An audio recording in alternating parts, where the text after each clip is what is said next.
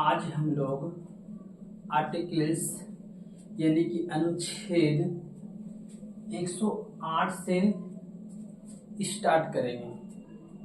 अनुच्छेद 108 अगर हम एग्जाम के व्यू से अगर हम बात करें तो सबसे ज़्यादा इम्पोर्टेंट है। अब क्यों ज़्यादा इम्पोर्टेंट है? क्योंकि ये अनुच्छेद 108 का बहुत बार प्रयोग हो चुका है। क्योंकि अगर दोनों सदन यानी कि लोकसभा और राज्यसभा अगर इन दोनों में से झगड़ा हो जाए, इसका मतलब एक दूसरे को कोई मानने को राजी नहीं हो, तो राष्ट्रपति उस पर क्या करेंगे?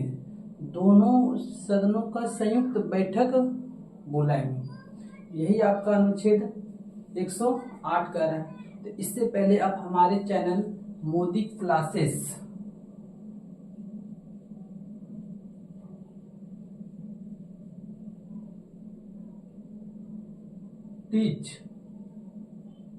मोदी क्लासेस टीच को सब्सक्राइब कर दे, लाइक कर दे, और ताकि हम और भी वीडियो बनाने के लिए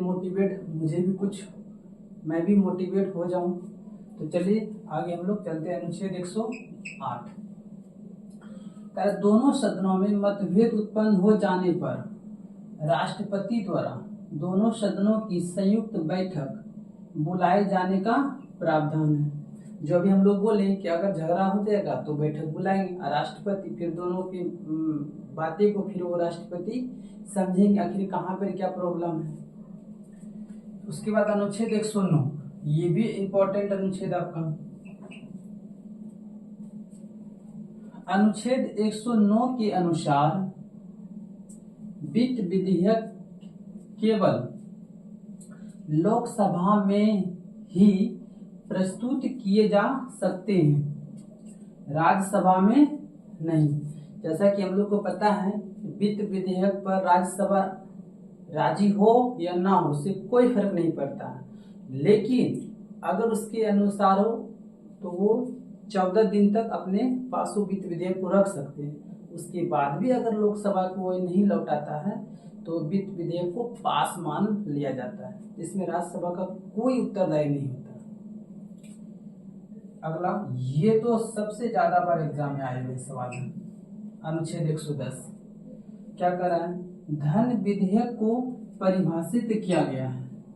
तो जो अनुच्छेद 110 है ये बहुत बार एग्जाम में पूछा गया है।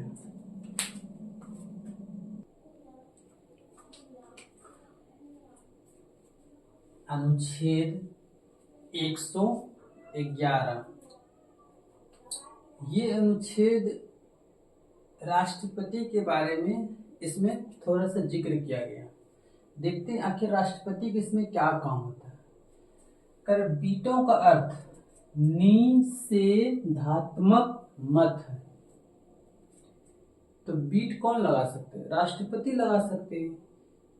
राष्ट्रपति के अलावा तो और कोई बीट शक्ति का प्रयोग तो कर नहीं सकते। तो इसमें एक नोट हम लोग बनाए हुए हैं। इसके तहत राष्ट्रपति विधेयक के लिए अपनी सहमति दे सकता है, वह विधेयक के लिए अपनी सहमति वापस ले सकता है, वह संसद के पूर्ण विचार के लिए विधेयक वापस कर सकता है। इसका मीनिंग हो गया कि वो विधेयक के लिए निर्देश दे भी सकते हैं और नहीं भी दे सकते हैं, या नहीं तो फिर उसको संसद में भेज सकते हैं कि पुनर्विचार कीजिए, ठीक ठाक है या नहीं है। इसके बारे में फिर राष्ट्रपति उसको सुझाव देंगे। यह अनुच्छेद 112 ये तो बहुत बार एग्जाम में आए हैं। अनुच्छेद 112 वार्षिक वित्तीय विवरण से संबंधित है।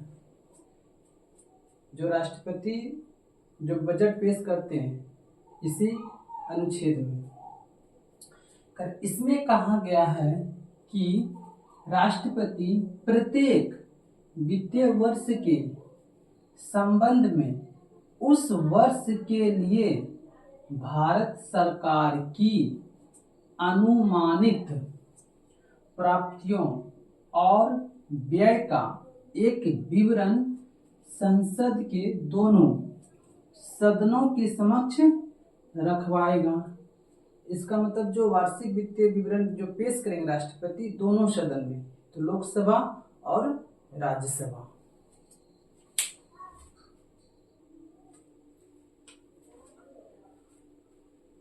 अनुच्छेद 113।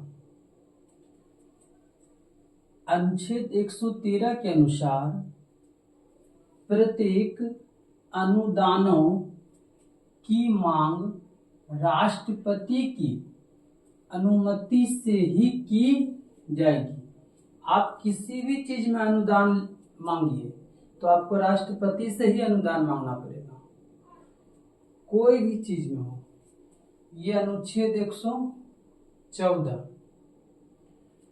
इसके अनुसार लोकसभा में प्रस्तुत अनुदानों की मांगों और संचित निधि पर भारित व्यय हेतु धन प्राप्त करने के लिए विनियोग विधेयक को लोकसभा में प्रस्तुत किया जाता है, क्योंकि विनियोग विधेयक के बिना भारत की संचित निधि से कोई धन नहीं निकाला जा सकता है। किसी भी क्षेत्र में अगर काम हो रहा है तो अचानक अगर धन की जरूरत हो तो ये भारत की संचित निधि से धन को निकालकर किसी को आवंटित किया जाता है।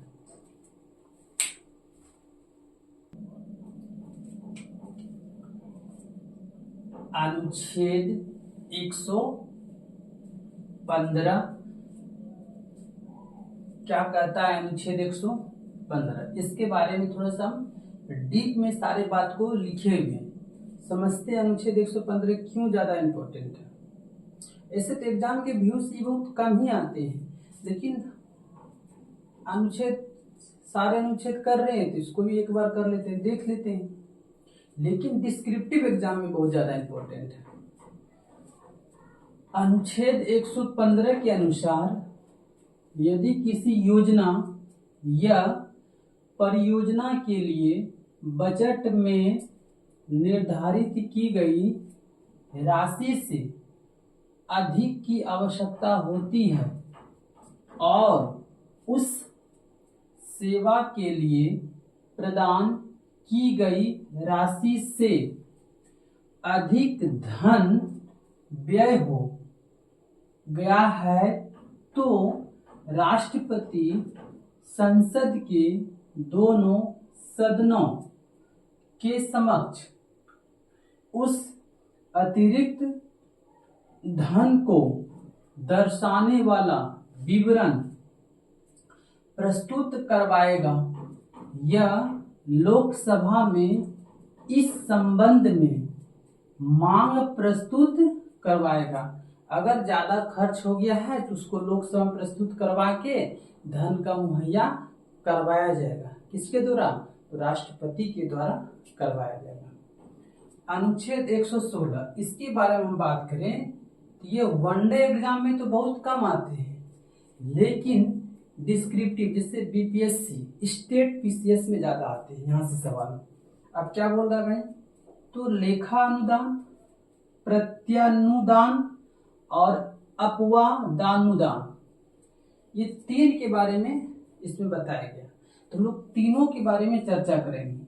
तो पहला पॉइंट है लेखानुदान। क्या होता है लेखानुदान? कर अपने तत्काल व्ययों को पूरा करने के लिए संविधान ने लोकसभा को वित्तीय वर्ष के एक भाग के लिए अग्रिम रूप से अनुदान प्रदान करने हेतु अधिकृत किया गया है। ये सारे बात हम लोग इसके लेखानुदान में किए। अब फिर प्रत्यानुदान और अपवानुदान में देखते हैं क्या होगा।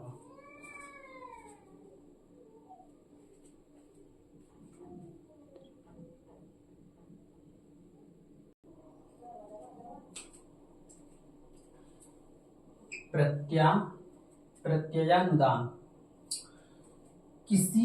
जब किसी सेवा के अनिश्चित स्वरूप के कारण उसकी मांग को बजट में इस प्रकार नहीं रखा जा सकता है जिस प्रकार सामान्यतः बजट में अन्य मांगों को रखा जाता है,